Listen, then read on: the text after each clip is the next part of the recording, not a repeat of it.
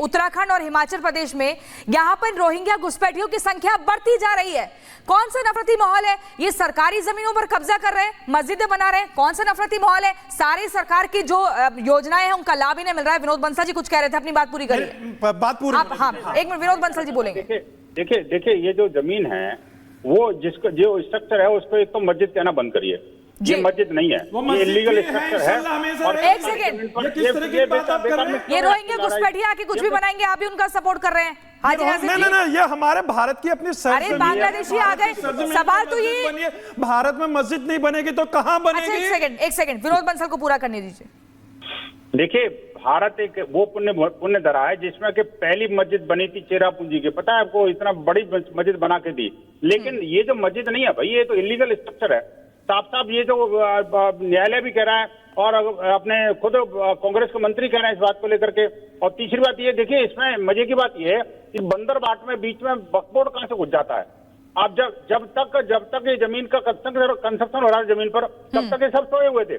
और जैसे dispute create हुआ, मंत्री ने वहां पर बयान दिया सदन में, उसके बाद वक्फ बोर्ड कहने लगा नहीं हमने उसको मौलवी को निकाल दिया है और हमें दूसरा मौलवी अब उसमें रख दिया है और ये वक्फ बोर्ड की जमीन है। अरे भाई कहीं कुछ नहीं मिलता तो वक्फ बोर्ड कब्जा कर लेता है। ये कब्जेधारियों से बात कब्जे की हो रही है। बिल्कुल ठीक कह रहे हैं विनोद बंसल जी। आचार्य विक्रमादित्य के पास भी चलते हैं, हिंदू धर्म गुरु हमारे साथ जुड़े हैं। आचार्य विक्रमादित्य, एक सेकंड विनोद बंसल जी, एक सेकंड। आचार्य विक्रमादित्य जी, हाजी नाजिम कह रहे हैं कि भारत में मस्जिद नहीं बनेगी तो कहां बनेगी, लेकिन सवाल यह है कि आप कब्जा तो मत करिए अवैध रूप से। यहाँ पर आवाज यही उठ रही है। विक्रमादित्य, हाजी नाजिम जो है ना, डिबेट को बदलना चाहते हैं, मुद्दे को बदलना चाहते हैं, जो नाजायज तरीके को जायज करना चाहते हैं। इनका हमेशा ये होता है कि बात कहीं और है। क्या हो रहा है कि जिस जगह पर जिसको सरकारी जमीन मंत्री अनिरुद्ध सिंह जी स्वयं असेंबली के फ्लोर पर खड़े होकर तथ्य उपस्थित कर रहे हैं कि ये 2010 के बाद ही इलीगल कंस्ट्रक्शन हुआ सारा का सारा। नहीं, गलत बात आप कर रहे हैं। किया, लेकिन वो समझ में नहीं आ रहा। लेकिन अरे सुनने को प्रयास आ रहे हैं। मैं थोड़ी बोल रहा हूँ, जरा जाके लड़ना है तो आप जाके लड़ो ना कांग्रेस के एमपी से, कांग्रेस के मंत्री से जाके लड़ो ना। यहाँ क्यों लड़ रहे हो मेरे भाई? अरे जाके आंदोलन लेके जाओ, असेंबली के बाहर खड़े हो, वहां जाके लड़ो। यहाँ डिबेट पे क्यों लड़ रहे हो मेरे भाई? डिबेट में सब कुछ सामने लाने का बात करो ना। अरे नाजिम साहब, यहाँ पे डिबेट पे सत्य लाने का सामने प्रयास करो। पूरा देश ने देखा कि अनिरुद्ध सिंह जी ने फ्लोर पर खड़े होकर इस बात एक सेकंड, यह हल्ला नहीं होगा। नहीं, इस डिबेट में हल्ला नहीं हो सकता। एक एक करके बात करनी होगी। ये हल्ला का मंच नहीं है। यहाँ पर आपकी नहीं चलेगी, आपको मेरी बात सुननी पड़ेगी। आचार्य एक सेकंड आचार्य, पहले विक्रमादित्य, एक मिनट। अत्याचार यहाँ पर किसी को साथ नहीं हो रहा है। विक्रमादित्य को कहने दीजिए, फिर आप अपनी बात कहिएगा। कहिए विक्रमादित्य। माननीय स्पीकर साहब के समक्ष उन्होंने तथ्य उपस्थित के कागज दिखाए कि ये पूरी जमीन जो है सरकारी जमीन, और यही हो रहा है। आज कांग्रेस ने जो किया था ना, कांग्रेस पे उल्टा पड़ रहा है। समस्या ये हो गई है कि जैसे वो शुरू में कहते थे, जिन्होंने वक्फ बोर्ड लाया कि जमीन जहां दिखा दो वहीं रख दोगे और वही जमीन तुम्हारी हो जाएगी। यही स्थिति आज हो गई है कि सरकारी लेकिन सवाल ये है कि वक्फ बोर्ड की जमीन नहीं है। 1962 के जो डॉक्यूमेंट्स हैं उसमें साफ तौर पर ये बताया जा रहा है कि हिमाचल प्रदेश की राजधानी शिमला में जो ये मस्जिद बनाई गई है अवैध रूप से, ये सरकारी जमीन है। हम जाएंगे विनय सिंह मिन्नू आपके पास, जो कि समाजवादी पार्टी के प्रवक्ता है। आपको लगता नहीं है जैसे उत्तराखंड में पुष्कर सिंह धामी ने मदरसों में जो बने हुए थे वन विभाग की जमीन पर, तुरंत उस पर बुलडोजर चलाया, 1000 वो चिन्हित किए गए थे। यहां पर भी बुलडोजर से कार्रवाई होनी चाहिए, क्योंकि विधानसभा में खुद सरकार के मंत्री जो है वो कह रहे हैं कि हाँ ये गलत है और इस पर हमें सख्ती से सोचना चाहिए।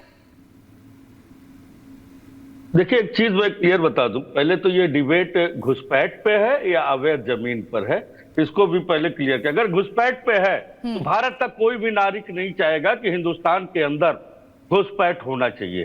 घुसपैठ के खिलाफ सभी लोग रहते हैं, लेकिन घुसपैठ के बहाने अगर आपका निशाना कहीं और होता है तो उस पर आपत्ति है।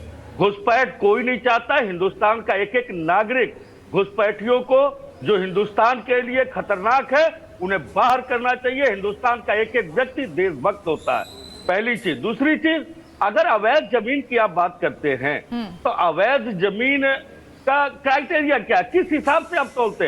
अब अवैध जमीन की बात करें आपसे तो आप गांव में चले जाइए, जितनी जमीनें हैं गांव में रहने वाले सब डी की जमीनें हैं, तो क्या सब अवैध है? जमीन अवैध नहीं होती, चलेगी जमीन पर कब्जा अवैध है। उत्तर प्रदेश, एक मिनट शांत रहिए आप शांत रहिए। अरे भैया मैं कह रहा हूँ विनय सिंह मिन्नू जी, विनय सिंह मिन्नू जी, भारत माता की पुण्य बता। विनय सिंह मिन्नू, मेरा ये सवाल है, यहाँ पर आप पूछ रहे हैं कि क्या विषय क्या है? यहाँ पर विषय है जो घुसपैठिए हैं, रोहिंग्या घुसपैठिए हैं, वो पहली बात तो आ कैसे जाते हैं? बांग्लादेश से हमारे देश में आ रहे हैं, आने के बाद वो हिमाचल प्रदेश में बस रहे हैं, उत्तराखंड में बस रहे हैं, इसके अलावा दिल्ली एनसीआर में भी आप देख लीजिए जगह जगह बस रहे हैं। आखिर इन्हें शरण कौन दे रहा है? पहला।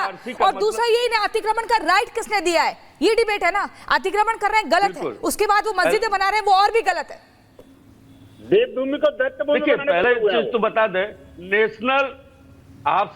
नेशनल रजिस्टर ऑफ सिटीजन, सबके जो वैध लोग हैं उनकी एनआरसी का मतलब होता है उनकी गिनती करना, उनकी पहचान करना, ये मतलब होता है। लेकिन आज हो क्या रहा है? अरे जिसकी सरकार है वो जाके कार्रवाई करे ना। जिसकी राज्य में जिसकी सरकार है उनको पता लग गया मामला इतना जोर शोर से उठाया जा रहा है, वो क्यों नहीं जा रहे? बुलडोजर कार्रवाई क्यों नहीं कर रहे हैं? रोज वहां लोगों को क्यों बैठकर अपने इंसाफ की मांग करनी पड़ रही है? बिल्कुल बिल्कुल। मुसलमानों पे चलेगा बात यहाँ मुसलमानों की धरोहर पे ही बुलडोजर चलेगा। ये बार बार जो आप कह रही है कि बुलडोजर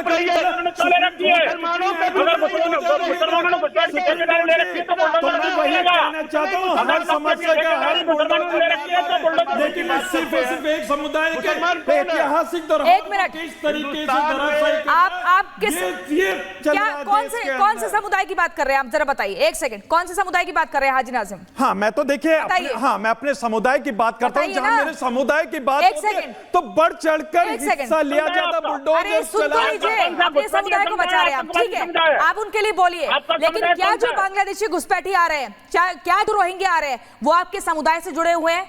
आप मुझे इसका जवाब दीजिए। आप मुझे जवाब दीजिए, क्या ये रोहिंग्या घुसपैठी आपके समुदाय से जुड़े हुए हैं? एजेंसियों पे सवालिया निशान है कि बाहर के जो सुन लीजिए, जो बाहर के लोग हमारे भारत के अंदर लगाएंगे, वहाँ सरकार पोसेंगे, बड़ा करेंगे, फंड बढ़ाएंगे और उसका डंक मारे तो कहते हैं वो डंक उसने मारा। यानी कि हमारी मस्जिदों को आप धाराशाही करने के बाद और हम लोग हम संविधान को संवैधानिक बातें करते हैं, कोर्ट पे विश्वास है। अभी एक केस चल रहा है कोर्ट में, जो भी फैसला हो स्वीकार करना पड़ेगा। हाजी नाज़िम, आप बात को समझ नहीं रहे, आप बात को समझ नहीं रहे, आप गलत जगह पर पूरी डिबेट को ले जा रहे हैं। आपसे हम पूछ रहे हैं, जो बांग्लादेशी घुसपैठी है भारत में आ रहे हैं, क्या वो आपके समुदाय से जुड़े हुए हैं? आप उन्हें मानते हैं कि हाँ वो आपके बिल्कुल दोस्त हैं, आपके समुदाय के हैं, वो जो कर रहे हैं वो ठीक है? आप उन्हें नहीं मान रहे कि वो गद्दार हैं? कैसे वो भारत में आ रहे हैं और जिस जगह वो आ गए हैं उस राज्य सरकार की जिम्मेदारी है? हाँ मोहतरमा, देखिए विनोद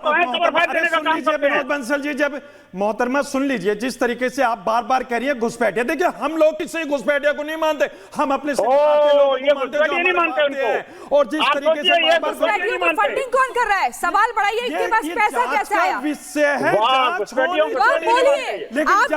लेकिन जांच न होने की वजह से सिर्फ और सिर्फ मुसलमान को